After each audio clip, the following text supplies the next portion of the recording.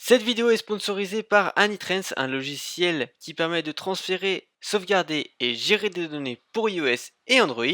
Il peut satisfaire quasiment tous vos besoins. Vous trouverez un lien dans la description vers le site de téléchargement du logiciel. Vous aurez aussi un lien vers ma vidéo de présentation d'Anitrans. On passe maintenant au sujet de la vidéo. Hey, c'est on se retrouve pour une nouvelle vidéo où on va parler d'iOS 12 en bêta numéro 8 pour développeurs et en bêta numéro 6 pour le public. Ces deux versions sont sorties hier soir, donc un mercredi soir, soit 2 jours après la bêta numéro 7 pour développeurs. Je vous le rappelle, au cas où vous n'auriez pas encore vu ma vidéo sur la bêta numéro 7, que cette bêta était tellement catastrophique qu'Apple a été obligé de l'enlever et a donc proposé une nouvelle bêta aussi rapidement que possible pour que les gens qui avaient déjà mis à jour en bêta 7 comme moi puissent avoir une version plus stable. Il y avait quelques petites nouveautés dans la bêta numéro 7, je vous laisse regarder la vidéo sur la bêta numéro 7 qui sera bien évidemment dans la description.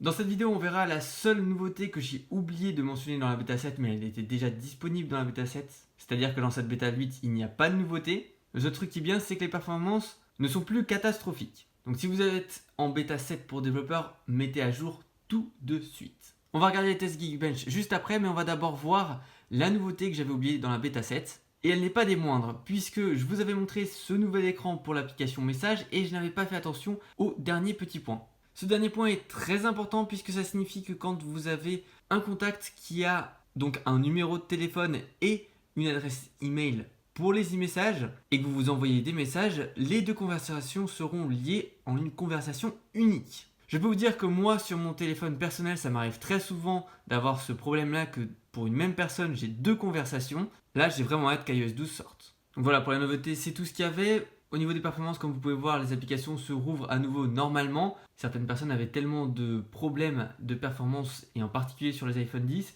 que lorsque vous ouvriez une application, ça restait tout simplement bloqué comme ceci. Mais vous n'aviez pas les applications qui bougeaient, vous aviez juste appuyé une fois, et au lieu de s'ouvrir, ça restait l'application comme si elle était enfoncée. Et ça mettait quelques secondes de plus à s'ouvrir. Maintenant, comme vous l'avez vu, ça fonctionne parfaitement bien. Et on va aller voir les scores Geekbench. Ici, nous avons la bêta numéro 7 et ici, nous avons la bêta numéro 8. Alors, comme vous pouvez le voir, les deux scores sont un petit peu inférieurs à la bêta numéro 7, mais c'est pas gravissime. Ça reste de très bons scores, bien meilleurs qu'en iOS 11.